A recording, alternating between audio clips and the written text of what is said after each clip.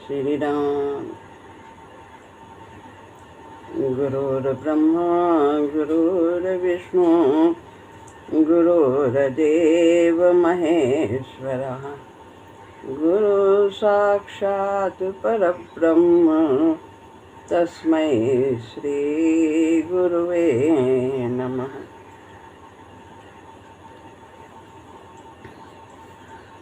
श्रीमद् भगवद गीता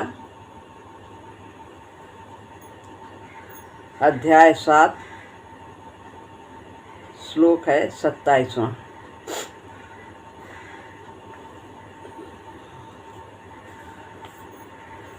इच्छा द्वेष समुत्थेन द्वंद्व मोहेन भारत सर्वभूतानि सम्मोहम् सर्गे यान्ति परन्तप।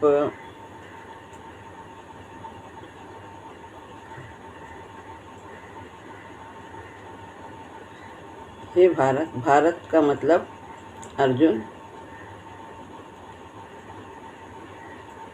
परंतप यानी शत्रु को तप्त करने वाले, सताने वाले यानी शत्रुओं का विनाश करने वाले। इच्छा द्वेष समुत्थेन, इच्छा और द्वेष से उत्पन्न, समुत्थेन यानी उत्पन्न, द्वंद्व मोहेन, द्वंद्व मोह से मोहित, सर्वभूतानि संपूर्ण प्राणी, सर्गे यानी संसार में अनादिकाल से, सम्मोहम मूढ़ता को यानी जन्म मृत्यु को, यान्ति प्राप्त हो रहे हैं, परंतप अर्जुन के लिए संबोधन। हे भरत वंश में उत्पन्न शत्रुतापन, शत्रु को तपाने वाले अर्जुन, इच्छा और द्वेष से उत्पन्न द्वंद्व मोह से मोहित संपूर्ण प्राणी, इच्छा और द्वेष से उत्पन्न क्या होता है? द्वंद्व और द्वंद्व मोह से मोहित हो जाते हैं। द्वंद्व यानी जोड़े, अनुकूलता और प्रतिकूलता, इसके अंतर्गत सभी आ जाते हैं। संपूर्ण प्राणी संसार में अनादिकाल से मूढ़ता को यानी अज्ञानता को, जन्म मरण को प्राप्त हो रहे हैं। अज्ञानता के कारण ही तो जन्म मृत्यु आवागमन होता है, बंधन में अपने को बांध लेते।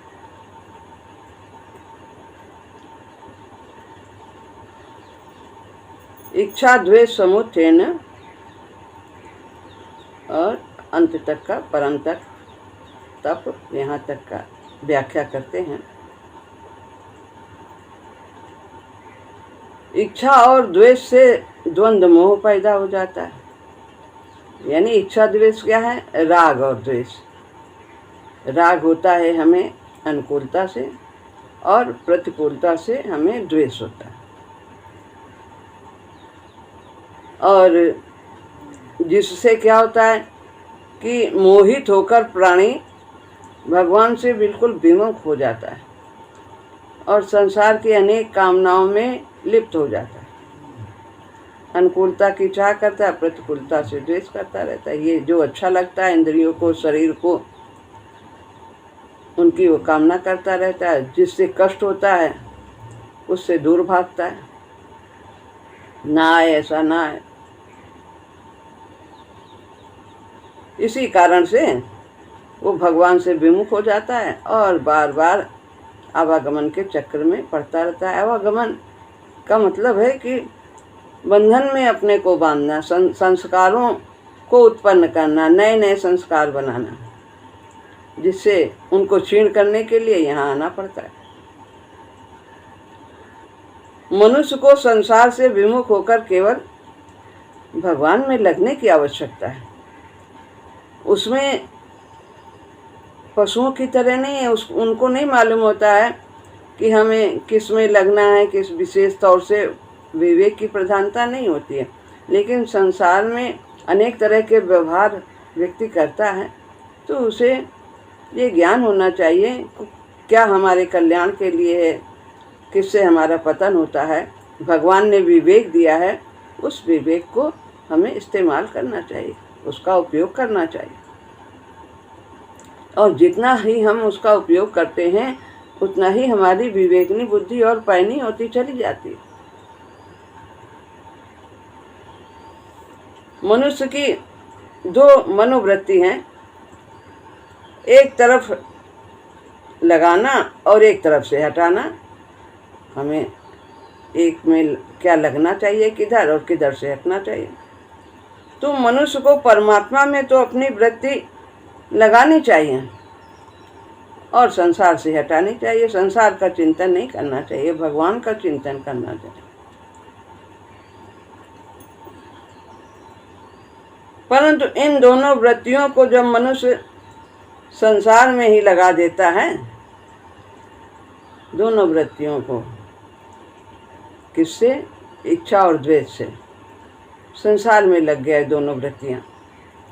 अनुकूलता की इच्छा करने लगता है, अनुकूलता से राग करने लगता है, और दूसरी जो हटाने वाली वृत्ति है वो प्रतिकूलता में लगा देता है।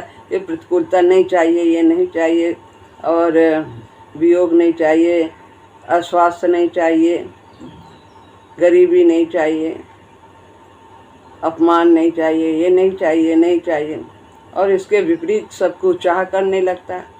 तो जो वृत्ति को जिसमें लगाना है, वृत्ति एक लगाने वाली है, तो उसको भगवान में लगाना, जिसको कि वह अनुकूलता को पाने में लगा देता है।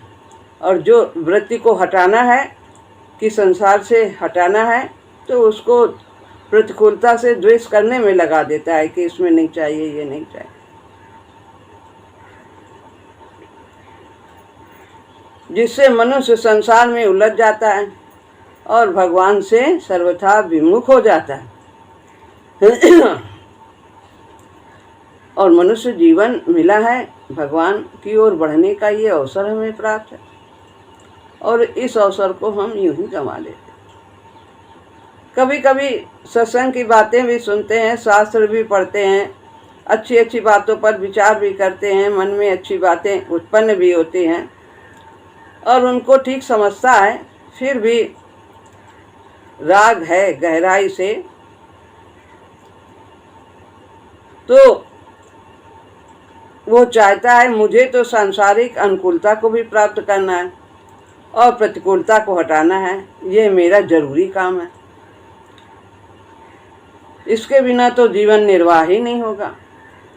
अपनी शक्ति को इसमें बांट देता है, भजन भी करता है, तो जिससे उसका तेजी से विकास नहीं हो पाता। तो गुरु जी कहते हैं कि सभी भूत प्राणी समूह को प्राप्त करते हैं। सर्गे का तात्पर्य है सृष्टि में जो ये रचना है संसार की, तो ये बहुत समय से ऐसा चला आ रहा है कि मनुष्य में अनुकूलता की चाह, इच्छा और प्रतिकूलता से द्वेष, और इसे हमें मिटाना है। सभी भूत का मतलब प्राणी सम्मोह को प्राप्त करते हैं। सम्मोह होता है गाढ़ मोह, यानी गहरी अज्ञानता, बिल्कुल कुछ का कुछ दिखना। सत्य जो है वो है परमात्मा और असत्य है संसार। जो नाशवान है वो असत्य है। ना सतो विद्यते भावो ना भावो विद्यते सता, उभयोरपि दृष्टोन्तः त्वनयोस्तत्वदर्शी भी। सत्य का कभी अभाव नहीं है और असत का कभी होना नहीं होता। जो तत्वदर्शी हैं वो इन दोनों बातों को भली भांति जानते हैं। जिन्होंने परमात्मा से योग प्राप्त किया है वो जानते हैं कि सार क्या है, असार क्या है, सत्य क्या है। सत्य क्या है? जिसकी सत्ता स्वयं पर आश्रित है वही सत्य है। प्रकृति के जितने भी पदार्थ हैं सब की सत्ता स्वयं पर आश्रित नहीं है, अंत में जाकर परमात्मा पे ही आश्रित होती हैं, पंचभूतों पर होते हैं, फिर इस तरह से पहले और प्रकृति पर आश्रित होते हैं, फिर अंत में परमात्मा। परमात्मा की सत्ता किसी पर आश्रित नहीं, तो सत्य वही है।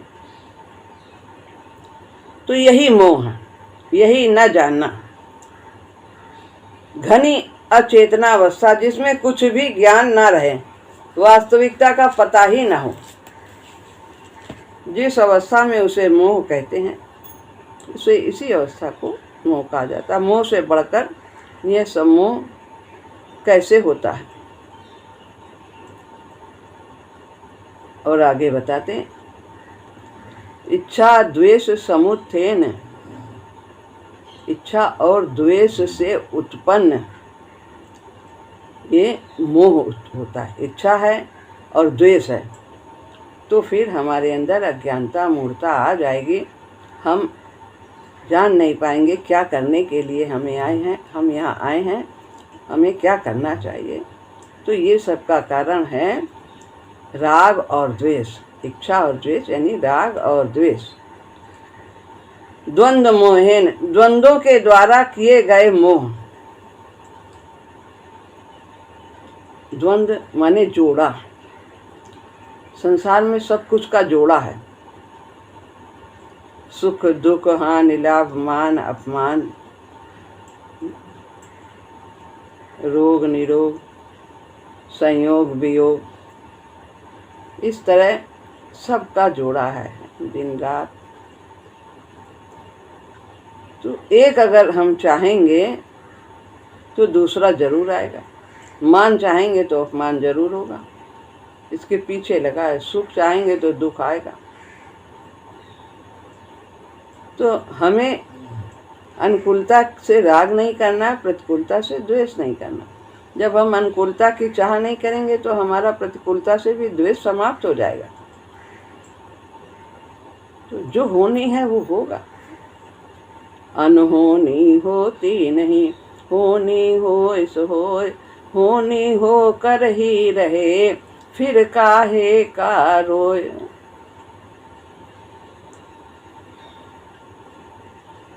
सुख दुख, हानि लाभ, मान अपमान आदि द्वंद्व जब व्यक्ति पर बीतते हैं तो भीतर विषमता पैदा हो जाती है।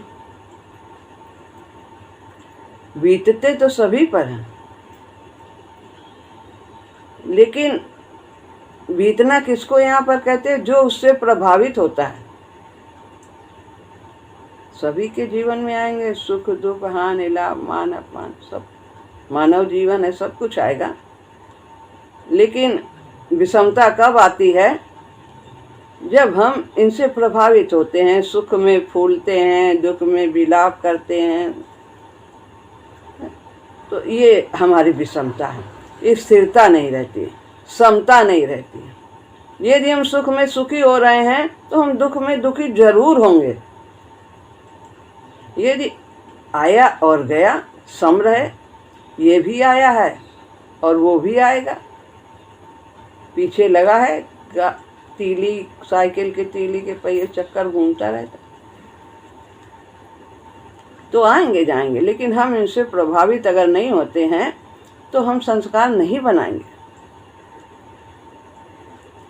उस विषमता से दृष्टि विकृत हो जाती है, हमारी सोच गलत हो जाती है। जब हम विषम होते हैं, स्थिर नहीं होते, सुखी दुखी होते हैं, तो हमारी समदृष्टि नहीं रहती है, जिसमें सुख ही अच्छा लगता है और दुख बुरा लगता है। ऐसा ही लाभ हानि मान तथा अपमान के विषय में भी होता है कि एक अच्छा लगेगा, एक नहीं अच्छा लगेगा। इस भीतर की विषमता के कारण व्यक्ति वास्तविकता को जान नहीं पाता कि वास्तव में सत्य कौन है, ये सब करने वाला कौन है, सब इसका विधान सब किसने किया है। एक परम सत्ता ही सत्य है। यह द्वंद्व मोह कैसे होता है बताते हैं। इच्छा तथा द्वेष से उत्पन्न, पहले कह दिया, इच्छा द्वेष समुत्थेन, इच्छा और द्वेष से उत्पन्न होगा। राग और द्वेष है तो मोह उत्पन्न होगा, अज्ञानता उत्पन्न होगी। जो अनुकूल है उसकी चाह होती है और जो प्रतिकूल है उससे द्वेष होता है। इच्छा राग का ही तो भावी रूप है। इच्छा है, कामना है, तो फिर हमें राग हो जाता, आसक्ति हो जाती उस चीज से, और हो, बना रहे, ऐसा ही रहे। आसक्ति से फिर कामना होती है, फिर क्रोध होता है, बताया ना। ध्यायतो विषयान पुंसा संगस्ते सुपजायते संगात संजायते कामा कामात क्रोधो विजायते क्रोधादिभूत सम्मोहा सम्मोहाति स्मृति विभ्रमा स्मृति भ्रंशाद बुद्धिनाशो बुद्धिनाशात प्रणश्यति। सब क्रम से फिर सब होता चला जाएगा। कामना से क्रोध आएगा, सम्मोह होगा, स्मृति गड़बड़ा जाएगी और फिर बुद्धि का नाश हो जाएगा। बुद्धि के नाश होने से पतन हो जाता है। बुद्धि का नाश यानी विवेकनी बुद्धि समाप्त हो जाती है। सारी जो बुद्धि है, चतुरता है, सब संसार में ही लग जाती।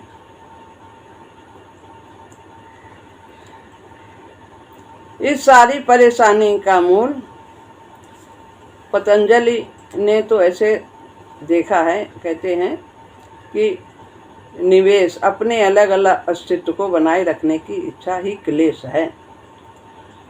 हम बने रहें, हमारा ऐसा ही सब कुछ बना रहे। राग द्वेष रूपी क्लेश सम्मोह का कारण हो जाते हैं। व्यक्ति कुपथ पर चलता है और दुख पाता है। तो ये सृष्टि काल में राग द्वेष आदि व्याप्त होते हैं। प्रलय काल में तो सभी कुछ लीन हो जाता है। तो सृष्टि, इन्हीं की सृष्टि हम करते हैं, और जब ये इनका प्रलय हो जाता है राग द्वेष आदि का, तो सब आनंद ही आनंद हो जाता है। इनकी हम उत्पत्ति करते हैं तो सब कुछ दिखाई देता है, ये है, क्या है, सब कुछ पसारा है। और जब इनका अंत हो जाता है तो केवल परमात्मा ही दिखाई देता है।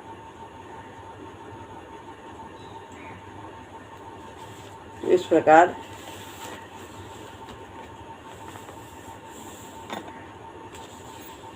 यहाँ पर साधक को क्या करना चाहिए?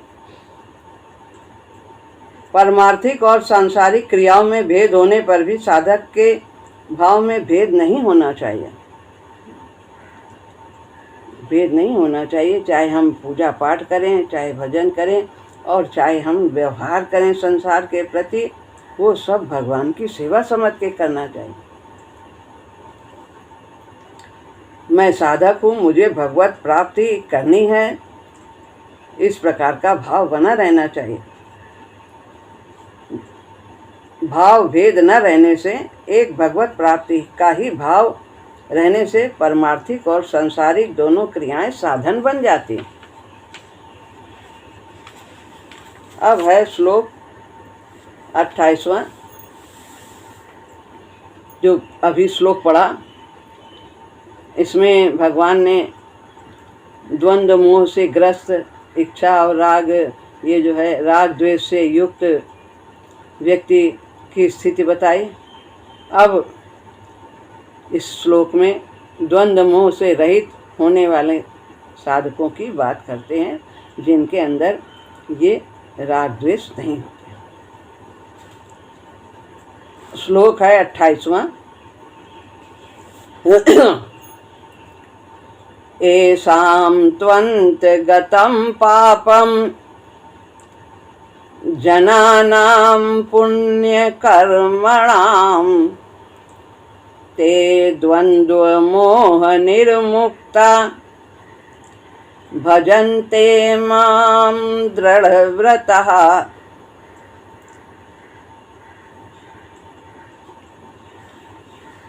येषाम माने जिन,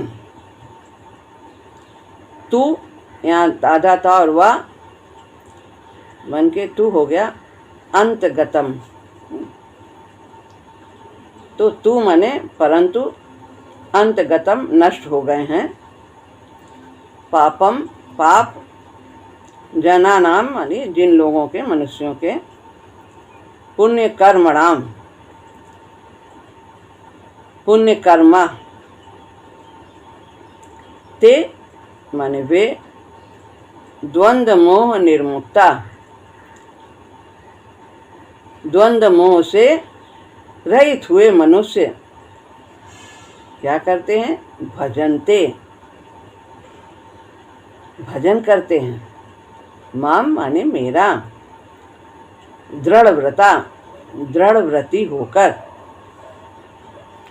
परंतु जिन पुण्य कर्मा मनुष्यों के पाप नष्ट हो गए हैं, वे द्वंद्व मोह से रहित हुए मनुष्य दृढ़ व्रती होकर के मेरा भजन करते।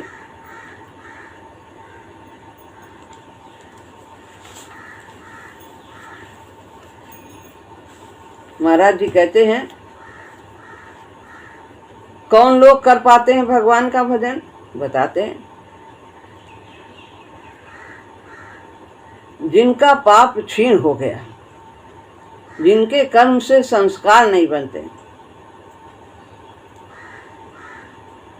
जो निष्काम भाव से कर्म करते हैं, जो भगवत भाव से कर्म करते हैं, जिनके पाप क्षीण हो गए हैं, वे करते हैं प्रभु का भजन। पाप संस्कार तो रहते हैं, लेकिन जब पुण्यों की अधिकता हो जाती है और पाप संस्कार बहुत कम होते हैं, तो भगवान के भजन की ओर व्यक्ति अग्रसर होता है, उसकी उसमें रुचि होती है। तब तक बुरे कर्मों में रुचि होती है जब तक पाप संस्कार प्रबल होता है। कब तक होती है? जब प्रबलता पाप संस्कार की होती है। मैंने किया, मेरा है, मैं, तो इस तरह से जब काम करते हैं तो ये संस्कार बनते चले जाते हैं। तब तक उसकी रुचि कामना की पूर्ति में रहती है, राग द्वेष में रहती है, तो अच्छे कार्य फिर नहीं कर पाता है, विकर्म ज़्यादा होते हैं। फिर उधर से रुचि कम होती है तो भीतर के रोग से संतप्त होता है। जब संस्कार, पाप संस्कार जैसे अगर कुछ कम भी हुए अभी, तो उसमें भीतर के रोग क्या हैं? यही हैं, इच्छा, द्वेष, अनुकूलता की चाह, प्रतिकूलता से द्वेष, क्रोध फिर आता है जो बाधा डालता है, उससे घृणा भी होती है। ये सब आंतरिक रोग हैं, शारीरिक रोग नहीं है, अंदर के रोग, मानसिक रोग। इस कारण से प्रभु का स्मरण नहीं कर पाता। वो बुराई करता नहीं पर बुरा सोचता है, अतः परेशान रहता है। जब इस संसार से भी छूटता है अंदर के इन विकारों से, तब कुछ हल्का होता है, तब प्रभु भजन में रुचि होती है और फिर मन लगता है। तो ये सब संस्कार कैसे क्षीण होते हैं? यह भोग भोगने से भी बहुत कुछ क्षीण हो जाते हैं। उसका परिणाम देखता है करके और फिर परिणाम से वो सीखता है।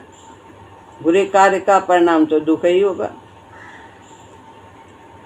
4 वेद 6 शास्त्र में अब बात लिखी हैं 2, और सुख दीन है सुख होत हैं, दुख दीन है दुख होए।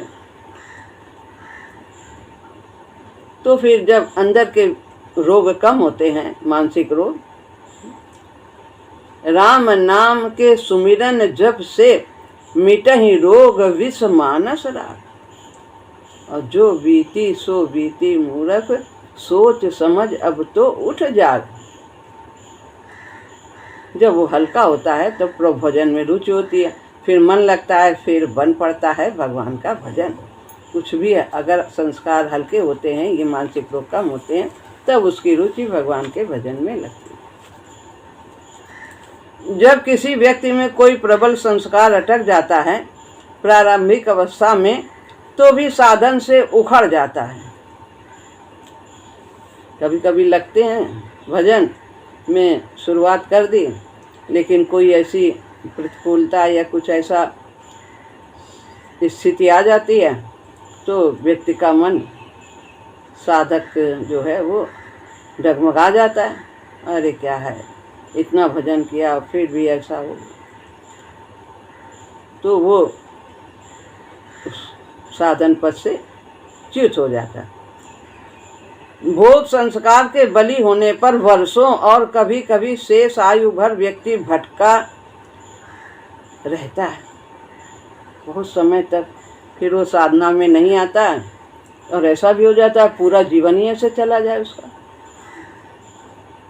साधन हो ही नहीं पाता। परंतु ऐसी हालत में भी समझना चाहिए कि जो समय अथवा शक्ति इसके क्षीण होने में लगी है वो बेकार नहीं गई, वो पाठ पढ़ा है, वो उस तरह से उसको सीखा है।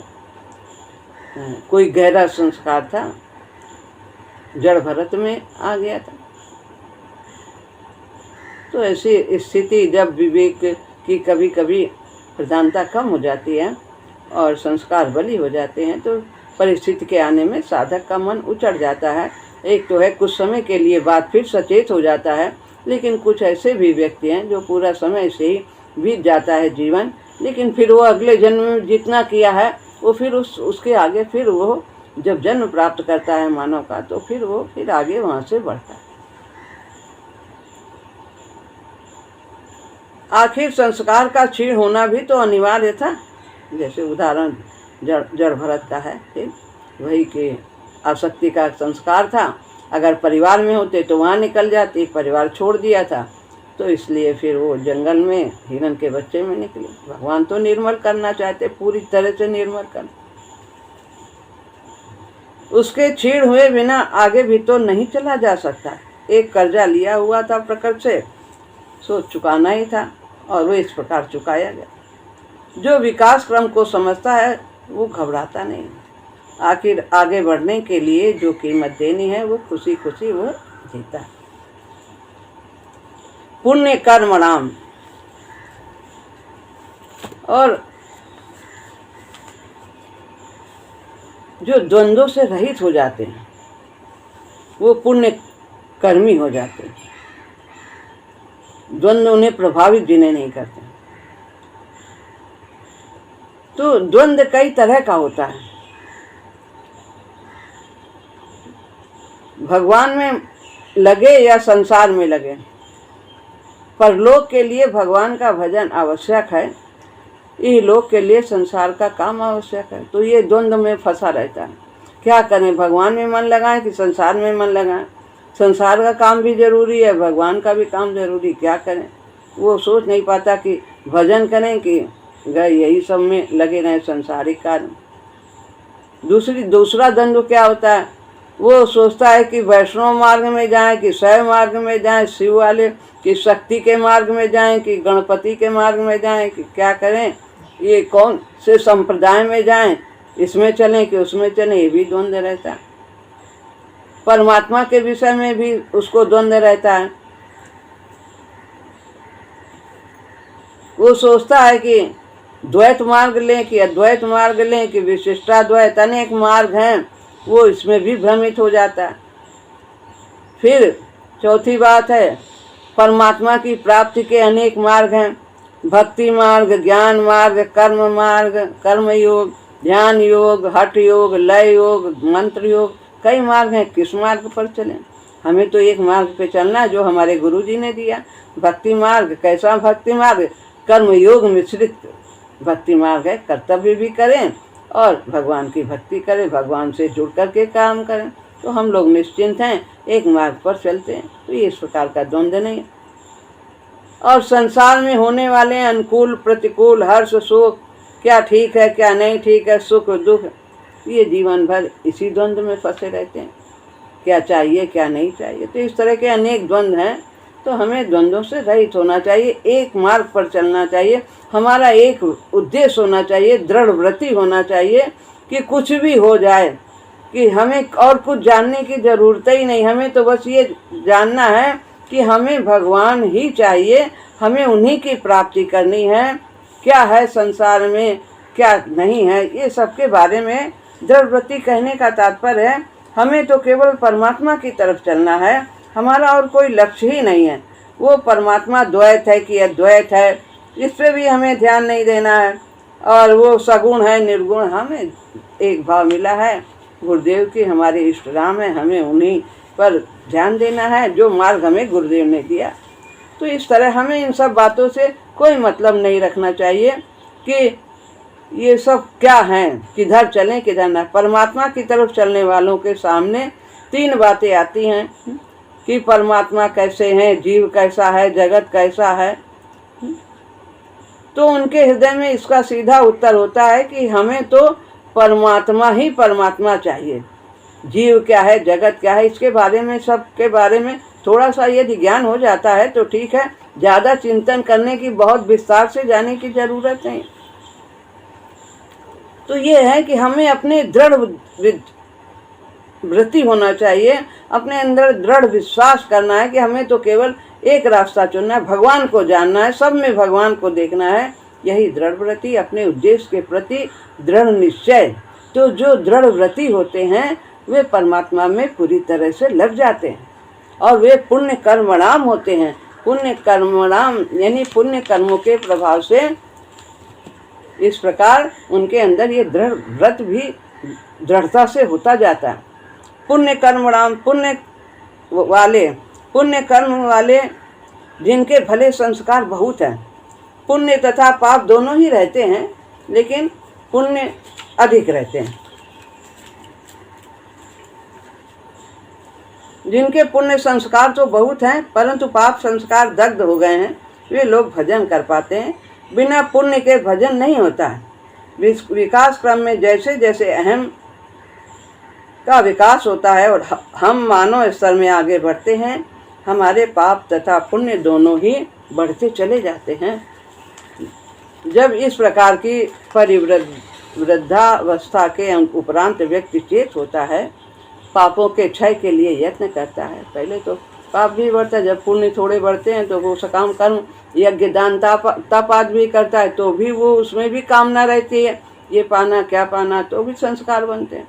लेकिन जब उसे सचेतता आती है तो फिर वो सोचता है नहीं, जो भी कर्म करें वो सब भगवान के लिए करें, कामना के लिए ना करें, संसारिक कामना के लिए ना करें। चाहे घर गृहस्थी के हों, चाहे व्यवहार के हों, चाहे पूजा पाठ हो, सब भगवान के लिए ही करें। तब ऐसा उसके अंदर चेत होता है, पापों के क्षय के लिए यत्न करता है, निर्मल स्वच्छ होता है, तब भजन हो पाता है। जो विकास क्रम में अभी बच्चे हैं वे अभी ये सब नहीं जानते, उन्हें तो अभी संस्कार के खट्टे मीठे अनुभव करने होंगे, पाप तथा पुण्य का संचय करना होगा। वे भी जो जैसे स्कूल में, विद्यालय में व्यक्ति जाता है, बच्चा पढ़ता है तो धीरे धीरे ही सब आगे वहाँ एमए तक पहुँचता है और वो सब विकास के लिए जरूरी है। सभी कक्षाओं को क्रम से पढ़ता हुआ ही उच्च श्रेणी में जाता है। तो ये सब स्तर हैं। पाप तथा पुण्य का संचय करना होगा, उसके बाद आएगा काल, वो समय आएगा जब वे भजन कर पाएंगे। तो कोई छोटा नहीं है, किसी को हमें नीचा नहीं देखना है। जो सकामता से करता है वो भी एक दिन निष्काम होगा।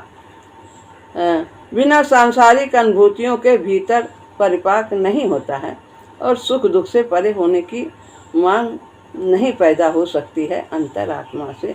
तो भोग भोगते जब थक हारा और त्राय त्राय मन उठी पुकार, और प्रकट सहारा दिया तुम्हीने, आंसू पोछा दिया दुलार। तो इस प्रकार से ये पुण्यकर्मी होते हैं, दृढ़ व्रती होते हैं और वे भगवान के भजन में लग जाते हैं और अपने जीवन को सफल करते हैं। श्री राम।